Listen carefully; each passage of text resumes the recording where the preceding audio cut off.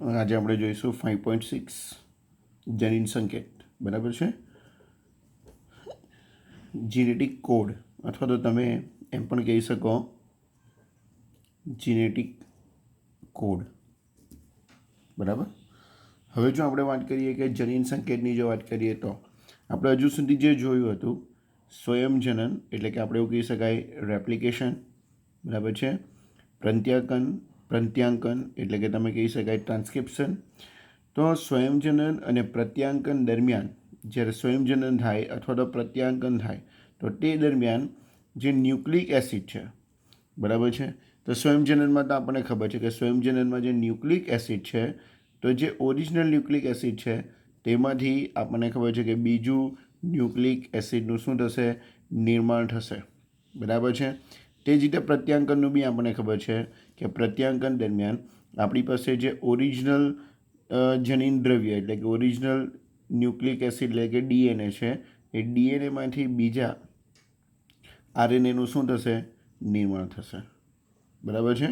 તો ક્લિયર થઈ ગયું કે આપણે હજુ સુધી જે ભણ્યા છે કે આપણે હજુ સુધી ભણ્યા હતા કે સ્વયંજનન અને પ્રત્યાંકન દરમિયાન, બરાબર છે, કે સ્વયંજનન દરમિયાન આપણું જે ન્યુક્લિક એસિડ છે ડીએનએ છે તો તેના જેવું જ બીજું નિર્માણ થશે અને પ્રત્યાંકન દરમિયાન ડીએનએમાંથી આરએનએ નિર્માણ થશે. આ બંને જે પ્રોસેસ છે સ્વયંજનન અને પ્રત્યાંકન, આ બંને જે પ્રોસેસ છે તો આ જે પ્રક્રિયા જે છે આ પ્રક્રિયા આપણે એવું કહી તો ચાલે કે પૂરકતાના સિદ્ધાંત, બંને પ્રોસેસ જે પૂરકતાનો જે સિદ્ધાંત છે એ સિદ્ધાંતને આધારે હોય છે.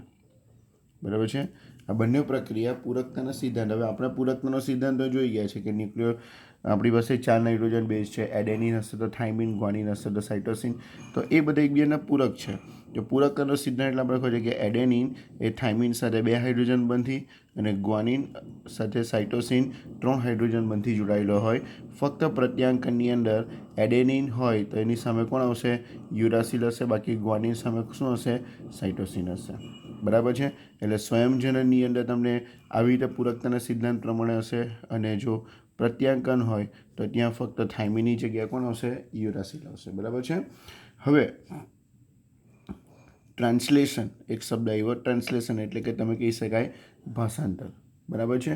એક્ઝેક્ટલી આપણે આ વર્ડને સમજવાનો છે પહેલાં તો કે આ ભાષાંતર એટલે શું.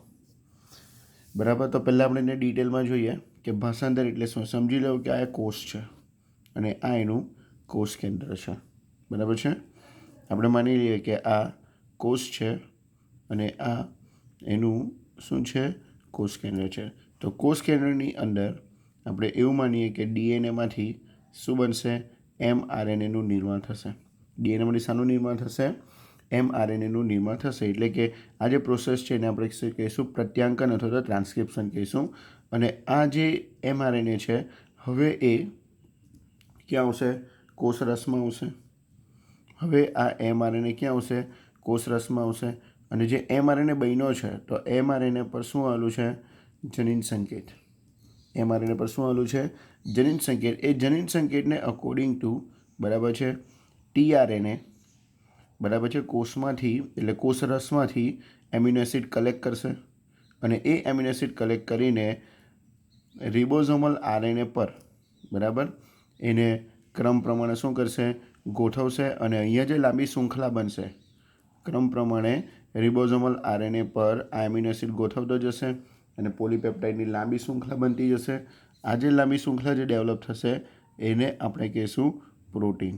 એને આપણે કહીશું પ્રોટીન. તો અહીંયાથી જે પ્રોસેસ થઈ કે એમઆરએનએ કોષરસમાં આવે અને ત્યાર પછી જે એને અકોર્ડિંગ ટુ ટીઆરએનએ જુદા જુદા એમિનો એસિડને ભેગા કરશે તો એ પ્રોસેસને આપણે શું કહીશું, ભાષાંતર કહીશું. બરાબર છે. એને યાદ રાખવાનું રહેશે. હવે જો આપણે જોઈએ તો આગળ કે જે ભાષાંતર જે છે તો ભાષાંતર દરમિયાન આપણે એવું કહી તો ચાલે કે આનુવંશિક માહિતીનું સ્થળાંતરણ જરૂરી છે. બરાબર. એટલે કે ભાષાંતર દરમિયાન શું થશે કે આનુવંશિક માહિતી એટલે જે કોષ કેન્દ્રમાં રહેલો જે ડીએનએ છે એ ડીએનએમાંથી જે એમઆરએનએ જે માહિતી લઈ આવે છે તો તેને અકોર્ડિંગ ટુ આપણા બોડીની અંદર પ્રોટીન બનશે અને પ્રોટીનમાંથી ઉત્સેચક અને અંતઃસ્રાવ બનશે. તો ભાષાંતરની ક્રિયા દરમિયાન જે આનુવંશિક માહિતી છે તેનું સ્થળાંતરણ જરૂરી છે. બરાબર છે. આનુવંશિક માહિતીનું સ્થળાંતરણ જરૂરી છે. અને ન્યુક્લિયોટાઇડ છે, ન્યુક્લિયોટાઇડનો જે પોલિમર છે, બરાબર, ન્યુક્લિયોટાઇડનો પોલિમર એ એમિનો એસિડના પોલિમરનું સંશ્લેષણ કરશે. ન્યુક્લિયોટાઇડનો પોલિમર એ એમિનો એસિડના પોલિમરનું શું કરે? સંશ્લેષણ કરે, અથવા તો તમે કહી શકાય બનાવે. બરાબર. ન્યુક્લિયોટાઇડનો પોલિમર એટલે આપણે ખબર છે કે જ્યારે ડીએનએ ગોઠવાય, ડીએનએ એટલે આપણે ખબર છે કે ડબલ હેલિક્સ સ્ટ્રક્ચર. ડીએનએ એટલે આપણે શું કહી શકાય? Double helix structure. તો એડેનિન, તો એની સામેની શૃંખલા પર શું હશે? થાઇમિન. 2 હાઇડ્રોજન બંધથી જોડાયેલા હશે. ગ્વાનિન હશે તો એની સામેની શૃંખલા પર શું હશે? સાઇટોસિન. સાઇટોસિન હશે તો એની સામેની શૃંખલા પર ગ્વાનિન હશે, એ 3 બંધથી જોડાયેલી છે. થાઇમિન હોય તો શું હશે? એડેનિન હશે. બરાબર છે. તો આ જે ન્યુક્લિયોટાઇડ છે, તો આ ન્યુક્લિયોટાઇડની અંદર આવેલા જે નાઇટ્રોજન બેઝ છે, બરાબર, એ દરેક નાઇટ્રોજન બેઝ શું કરશે? ચોક્કસ એમિનો એસિડનું શું કરશે? સંકેતીકરણ કરશે. અને આમાંથી જે ટ્રાન્સક્રિપ્શન દરમિયાન જે અહીંયાથી બનવાનો mRNA, બરાબર, ટ્રાન્સક્રિપ્શન દરમિયાન ડીએનએમાંથી શું બનશે? mRNA બનશે. આ mRNA માહિતી લઈને ક્યાં જશે? કોષરસમાં જશે. અને કોષરસમાં એને અકોર્ડિંગ ટુ જે tRNA છે એ શું કરશે? જુદા જુદા એમિનો એસિડને શું કરશે? કલેક્ટ કરશે. બરાબર. જુદા જુદા એમિનો એસિડને કલેક્ટ કરશે. અને જુદા જુદા એમિનો એસિડને કલેક્ટ કર્યા પછી એ રિબોઝોમલ આરએનએ પર શું બનાવશે? પ્રોટીન બનાવશે. બરાબર. એટલે કે તમે કીધું તેમ કે આપણે કીધું તેમ કે ન્યુક્લિયોટાઇડના જે પોલિમર છે એ એમિનો એસિડના પોલિમરનું શું કરશે? સંશ્લેષણ કરશે. જુદા જુદા એમિનો એસિડને ભેગા કરીને સંશ્લેષણ કરશે અને લાંબી શૃંખલા બનાવશે. બરાબર છે. હવે યાદ રાખવાનું કે જે એમિનો એસિડ છે અને જે ન્યુક્લિયોટાઇડ છે એ પૂરકતાના સિદ્ધાંત, એટલે કે એમિનો એસિડ અને ન્યુક્લિયોટાઇડમાં પૂરકતાનો સિદ્ધાંત જોવા મળતો નથી. બરાબર. એમિનો એસિડ અને ન્યુક્લિયોટાઇડમાં પૂરકતાનો સિદ્ધાંત જોવા મળતો નથી. આ પૂરકતાનો સિદ્ધાંત તો આપણને ક્યાં જોવા મળશે? ડીએનએની શૃંખલા પર જોવા મળશે. આની અંદર શૃંખલા જોવા મળતો નથી, છતાં જો ન્યુક્લિયોટાઇડ એટલે કે આપણે કહીએ ને ન્યુક્લિક એસિડની અંદર જો કોઈ જાતનો ફેરફાર થાય, બરાબર, ન્યુક્લિયોટાઇડના ક્રમમાં અથવા તો ન્યુક્લિક એસિડની અંદર જો કોઈ જાતનો ફેરફાર થાય તો યાદ રાખજો કે પ્રોટીનની અંદર, પ્રોટીન શાનો બનેલો છે? એમિનો એસિડનો. તો પ્રોટીનનો જે એમિનો એસિડનો જે ક્રમ છે એ ક્રમમાં બી શું થઈ જશે? ફેરફાર થઈ જશે. બરાબર. એટલે કે જો ન્યુક્લિયોટાઇડ અથવા તો ન્યુક્લિક એસિડમાં કંઈ ફેરફાર થાય તો એને અકોર્ડિંગ ટુ જે પ્રોટીન બને છે, પ્રોટીનનું સંશ્લેષણ થાય છે, તો પ્રોટીનના સંશ્લેષણના ક્રમમાં પણ શું થઈ જશે? ફેરફાર થઈ જશે. આ બાબતને આધાર આપતા આપણી પાસે ઘણા બધા પુરાવા પણ છે. બરાબર. કેવા પુરાવા? કે જો ન્યુક્લિક એસિડમાં કંઈ ચેન્જ થાય અથવા ન્યુક્લિયોટાઇડમાં કંઈ ચેન્જ થશે તો એને અકોર્ડિંગ ટુ એનામાંથી બનતું જે પ્રોટીન છે એના સંશ્લેષણમાં અથવા તેના ક્રમમાં પણ શું થઈ જશે? ફેરફાર થઈ જશે.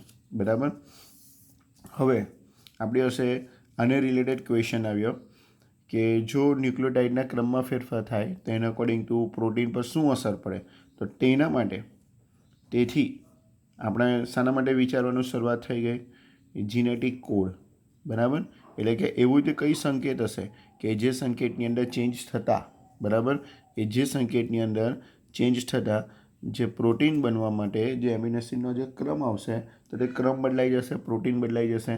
તો એના માટે આપણે એમ કીધું ચાલે કે જીનેટિક કોડ અથવા તો જીનેટિક કોડની જે થિયરી છે, તો જીનેટિક, તો તેના પર ડિસ્કસ કરવાનું અથવા તો ચર્ચા થવાનું શરૂ થઈ ગયું.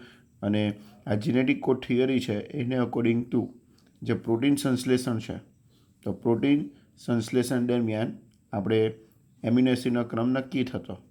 બરાબર. એમિનો એસિડનો ક્રમને શું કરી શકાય? નક્કી કરી શકાય અથવા તો નક્કી કરે છે. તો જીનેટિક કોડ થિયરી પ્રમાણે, બરાબર, આપણે કન્ફર્મ છે કે જે પ્રોટીનનું સંશ્લેષણ થાય છે તો એ સંશ્લેષણ દરમિયાન એમિનો એસિડનો ક્રમ શું થાય છે? નક્કી થશે. જનીન સંકેતનું અર્થઘટન કરવું ખૂબ જ મુશ્કેલ છે. યાદ રાખજો કે આ જે જીનેટિક કોડ છે, બરાબર, આ જે જીનેટિક કોડ છે તો એ જીનેટિક કોડનું આપણે શું કરવું છે? અર્થઘટન કરવું હોય, બરાબર, સમજવું હોય તો યાદ રાખજો કે અર્થઘટન કરવું ખૂબ જ કેવું છે? મુશ્કેલ છે. તો તે ખૂબ જ મુશ્કેલ હોવાથી એ સમજવા માટે આપણે જુદા જુદા ફિલ્ડના સાયન્ટિસ્ટની વાત કરીએ તો, વૈજ્ઞાનિકોની વાત કરીએ તો ભૌતિકશાસ્ત્રી, બરાબર છે, કાર્બનિક રસાયણશાસ્ત્રી, બરાબર, તેમજ આપણે એવું કહેતો ચાલે કે જનીનશાસ્ત્રી, તો આ બધા જ લોકોના સહયોગની જરૂર પડી, બધા લોકોના સહયોગની આવશ્યકતાની જરૂર પડી, બરાબર છે. એટલે કે આ જીનેટિક કોડને સમજવું, બરાબર, અથવા તો એની જે થિયરી છે કે જે એમિનો એસિડનો ક્રમ નક્કી કરી શકે, તો એ સમજવું ખૂબ જ મુશ્કેલ છે. તો એ સમજવાનું જે મુશ્કેલ છે ને સોલ્વ કરવા માટે આપણે જુદા જુદા ફિલ્ડના વૈજ્ઞાનિકો, ફિઝિક્સમાંથી અથવા તો ઓર્ગેનિક કેમિસ્ટ્રી અથવા તો જીનેટિક્સનો ઉપયોગ કરવામાં આવ્યો. તો તેઓમાંથી એક વૈજ્ઞાનિક કે જેનું નામ છે ગેમોવ, તેઓમાંથી એક વૈજ્ઞાનિક કે જેનું નામ શું છે? ગેમોવ. એ ગેમોવ એ બેઝિકલી આપણે એવું કહેતો ચાલે કે ભૌતિક શાસ્ત્રી છે, ફિઝિક્સ છે, બરાબર છે. તો ગેમોવના મત પ્રમાણે, એટલે ગેમોવના એમના મત પ્રમાણે જો ગેમોવની થિયરીની વાત કરીએ તો ગેમોવે કીધું તે આપણને બી ખબર હતી કે બેઝ માત્ર 4 છે. બેઝ માત્ર કેટલા છે? 4. એડેનિન, થાઇમિન, ગ્વાનિન અને સાઇટોસિન. તો ગેમોવના મત પ્રમાણે, બરાબર છે, કે 4 બેઝ છે, એડેનિન, થાઇમિન, ગ્વાનિન અને સાઇટોસિન. અને આપણી પાસે એમિનો એસિડ કેટલા છે? 20. આપણી પાસે એમિનો એસિડ કેટલા છે? 20 છે. તો ગેમોવના મત પ્રમાણે આ જે 4 નાઇટ્રોજન બેઝ છે એ 20 એમિનો એસિડનું શું કરશે? સંકેતન કરવાનું હોય તો, એટલે કે એવું કહે છે કે આપણી પાસે 4 નાઇટ્રોજન બેઝ છે, એડેનિન, થાઇમિન, ગ્વાનિન અને સાઇટોસિન, કે જે 20 એમિનો એસિડનું શું કરશે? સંકેતીકરણ કરે તો સંકેતના નિર્માણમાં બેઝનો સમૂહ બનતો હશે. એટલે કે જો 20 એમિનો એસિડનું સંકેતીકરણ કોણ કરે? એડેનિન, થાઇમિન, ગ્વાનિન અને સાઇટોસિન કરે, તો જે સંકેતનો આપણે એવું કહેતો ચાલે કે જે સંકેત બને, જે સંકેતનું શું થાય? નિર્માણ થાય. એ નિર્માણમાં બીજું કંઈ નહીં હશે, પણ શું હશે? બેઝનો ક્રમ અથવા તો બેઝનો શું હશે? સમૂહ હશે, બરાબર. બેઝનો શું હશે? સમૂહ. તો ક્લિયર થઈ ગયું કે કોન્સેપ્ટ ક્યાંથી ક્લિયર થયો? પહેલાં કે જનીન સંકેત શું હશે, બરાબર, અથવા તો જનીન સંકેત કેવો હોય. તો આપણે કીધું તેમ કે જે ગેમોવ જે ભૌતિકશાસ્ત્રી છે એમના મત પ્રમાણે એમણે કીધું કે બેઝ કેટલા છે? માત્ર 4 છે, એડેનિન, થાઇમિન, ગ્વાનિન અને સાઇટોસિન. અને એમિનો એસિડ આપણી પાસે કેટલા છે? 20. તો આ 4 નાઇટ્રોજન બેઝ છે એ 20 એમિનો એસિડનું જો સંકેતીકરણ કરતો હોય તો જ્યારે સંકેતનું નિર્માણ થાય ત્યારે બીજું કંઈ નહીં હશે, પણ શું હશે? એ સંકેત સ્વરૂપે શું હશે? બેઝનો સમૂહ હશે. એ સંકેત સ્વરૂપે શું હશે? બેઝનો સમૂહ. હવે જો આપણે લોજિકલી થોડું વિચારીએ, બરાબર છે, તો થોડું જો આપણે વિચારીએ તો કે આપણે એવું કીધું કે આપણી પાસે 4 નાઇટ્રોજન બેઝ છે. આપણી પાસે 4 નાઇટ્રોજન બેઝ છે, એડેનિન, થાઇમિન, ગ્વાનિન અને સાઇટોસિન, બરાબર. આ 4 નાઇટ્રોજન બેઝની જો વાત કરીએ કે દરેક 4માંથી દરેક એક એમિનો એસિડનું શું કરે? સંકેતન કરે. એટલે આપણી પાસે ટોટલ 20 એમિનો એસિડ છે, બરાબર છે ને. આપણી પાસે ટોટલ કેટલા છે? 20 એમિનો એસિડ છે. આ દરેક 4 નાઇટ્રોજન બેઝમાંનો દરેક એક નાઇટ્રોજન બેઝ એ એક એમિનો એસિડનું સંકેતીકરણ કરે. કેટલાનું? એકનું જ કરે. તો આપણે એવું કહેતો ચાલે કે જસ્ટ એક્ઝામ્પલ, એડેનિન છે તો એ વેલાઇનનું કરે, થાઇમિન છે, બરાબર, તો એ ગ્વાનિન અને બીજો સાઇટોસિન, કોઈ એક એમિનો એસિડનું દરેક સંકેતીકરણ કરે. તો આપણે એવું કહેતો ચાલે તો ફક્ત ને ફક્ત ખાલી 4નું જ સંકેતન થાય. ફક્ત ને ફક્ત કેટલા એમિનો એસિડનું સંકેતન થાય? 4નું જ. તો એનો મતલબ એ થયો કે 16 એમિનો એસિડ બાકી રહી જશે. 16 એમિનો એસિડ શું રહી જશે? બાકી રહી જશે. ક્લિયર થઈ ગયું? તો જે થિયરી પ્રમાણે આપણને કીધું કે સંકેત બીજું કંઈ નહીં હશે, પણ શું હશે? નાઇટ્રોજન બેઝનો એક સમૂહ હશે. તો આપણે તેના અકોર્ડિંગ જો વાત કરીએ કે 4 નાઇટ્રોજન બેઝ એ દરેક એક એમિનો એસિડનું જો સંકેતીકરણ કરે, બરાબર, તો ફક્ત ને ફક્ત 4 એમિનો એસિડનું જ સંકેતીકરણ થાય. 16નું શું રહી જશે? બાકી રહી જશે, બરાબર છે. જો આપણે એવું માની લઈએ કે દરેક નાઇટ્રોજન બેઝ એકનું સંકેતીકરણ કરતો હોય તો હવે આપણે એવું માની લઈએ કે આપણી પાસે જે 4 નાઇટ્રોજન બેઝ છે તેમાં દરેક, એટલે કે આપણે એવું માનીએ કે સંકેત એક જ અક્ષરી હોય, એડેનિન, થાઇમિન, ગ્વાનિન અને સાઇટોસિન, આપણે એવું જ માની લઈએ. પણ આપણે હવે એવું માની લઈએ કે જે 4 નાઇટ્રોજન બેઝ છે તેમાં દરેક સંકેત એ શું હશે? 2નો સમૂહ હશે. કેટલાનો સમૂહ હશે? એવું માની લઈએ કે 2નો સમૂહ હોય. તો આપણી પાસે જે એડેનિન છે, તો એડેનિન કોની સાથે સમૂહ બનાવે? થાઇમિન સાથે, એડેનિન ગ્વાનિન સાથે, એડેનિન સાથે અને એડેનિન સાઇટોસિન સાથે. તે જ રીતે thiamine, adenine, thiamine, guanine, thiamine, cytosine. તે જ રીતે બરાબર છે. આગળ જઈએ તો cytosine, thiamine, cytosine, guanine, cytosine અને એડેનિન. બરાબર. હવે આપણે આગળ જઈએ એડેનિન, થાઇમિન, ગ્વાનિન, એડેનિન. હવે ગ્વાનિનની વાત કરીએ તો ગ્વાનિન, થાઇમિન, ગ્વાનિન, સાઇટોસિન અને ગ્વાનિન, એડેનિન. હવે જો આપણે એવું વિચારીએ કે દરેક સંકેત પહેલાં આપણે કીધું કે એક અક્ષરનો હોય અને તે એક જ એમિનો એસિડનું જો સંકેતીકરણ કરતો હોય. બરાબર. એટલે જો આ એક એમિનો એસિડ નું એક નાઇટ્રોજન બેઝ જો ફક્ત એક જ એમિનો એસિડનું સંકેતીકરણ કરે, એટલે કે સંકેત જો એક જ અક્ષરનો હોય તો આપણે કેટલા બનાવીશું? ફક્ત 4 જ સંકેત બનશે અને 16 સંકેત બાકી રહી જશે. પણ આપણે એવું માની લઈએ કે સંકેત 2 અક્ષરનો હોય. બરાબર. 2 અક્ષર એટલે કે સંકેત 2નો સમૂહ હોય તો આપણે કેટલા બન્યા? 16 સંકેત બન્યા. 16 સંકેત અને 20 એમિનો એસિડ. તો હવે બચ્યું કે આપણી પાસે કેટલા એમિનો એસિડનું બાકી રહી ગયું? 4 એમિનો એસિડનું સંકેતીકરણ બાકી રહી જશે. બરાબર. એટલે કે આપણે એવું માની લઈએ તો 4 એમિનો એસિડનું સંકેતીકરણ બાકી રહી જશે. ફાઇનલી એમ કહેતો ચાલે કે છેલ્લે એવું ડિસાઇડ થયું. બરાબર. ફાઇનલી એવું ડિસાઇડ થશે કે જે સંકેત છે એ સંકેતને 3 ન્યુક્લિયોટાઇડના બનેલા, એટલે કે 3 નાઇટ્રોજન બેઝના બનેલા. એટલે કે આપણે એવું માની લઈએ કે સંકેત કેટલા અક્ષરનું છે? 3નો સમૂહ છે. હવે એવું માની લઈએ કે સંકેત કેટલાનો છે? 3નો સમૂહ છે. બરાબર. જો 3નો સમૂહ જો ગોઠવાય, બરાબર, જો 3નો સમૂહ જો ગોઠવાય તો આપણે પેજ નંબર 113 પર જો સંકેત કેટલા અક્ષરનો ગોઠવાય? 3 અક્ષરનો જો આપણે ગોઠવીએ તો પેજ નંબર 113ની વાત કરીશું. તો પેજ નંબર 113 પર આપણી પાસે એક ચાર્ટ છે. એ ચાર્ટની અંદર આપણી પાસે ટોટલ એમ કીધું ચાલે કે 64 સંકેતનું નિર્માણ થશે.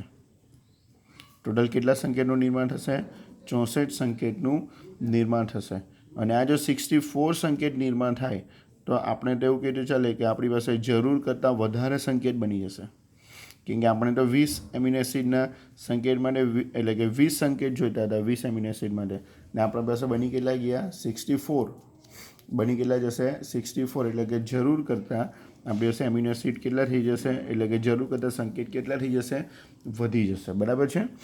તો આપણે એવું માનીને ચાલીએ છેલ્લી જે આપણે જે આપણે કીધું પહેલાં એકનો જ બનેલો હોય, પછી 2નો બનેલો હોય અને આપણે માની લઈએ કે હવે છેલ્લા કેટલા અંકી છે, એટલે કે 3નો બનેલો છે. ને 3નો બનેલો જો આપણે માની લઈએ તો આપણે એવું કહી શકીએ કે જરૂર જેટલા હતા 20 હતા, એની જગ્યાએ કેટલા બની જશે?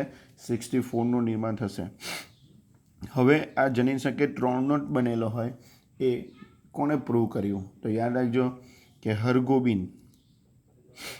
હરગોવિન જે ખોરાના, બરાબર, એક સાયન્ટિસ્ટ છે, અમેરિકન સાયન્ટિસ્ટ છે. તો હરગોવિન ખુરાનાએ બરાબર પ્રૂવ કર્યું કે જે સંકેત છે એ સંકેત ત્રિઅક્ષરી છે. હરગોવિન ખુરાનાએ પ્રૂવ કર્યું કે સંકેત શું છે? ત્રિઅક્ષરી છે. એ હરગોવિન ખુરાનાએ સાબિત કર્યું. બરાબર છે. જો આપણે આ યાદ રાખજો કે હરગોવિન ખુરાના, બરાબર, હરગોવિન ખુરાનાએ નિશ્ચિત જે બેઝ છે, બરાબર, સમપોલિમરવાળા જોડાણવાળા આરએનએ અણુની શોધ કરી. બરાબર. આરએનએ અણુની શોધ કરી અને રસાયણ એટલે કે આરએનએ અણુની શોધ કરી અને સંશ્લેષણની રાસાયણિક પદ્ધતિની શોધ કરી. એટલે કે હરગોવિન ખુરાનાએ એક નિશ્ચિત બેઝ એટલે કે સમપોલિમરના જોડાણવાળા આરએનએ જે અણુ છે તેના સંશ્લેષણની રાસાયણિક પ્રક્રિયાની શું કરી? શોધ કરી. બરાબર. અને તેના પરથી પ્રૂવ કર્યું કે જે જનીન સંકેત છે એ 3 અક્ષરનો બનેલો હોય. જનીન સંકેત એ 3 અક્ષરનો બનેલો હોય. તે જ રીતે જે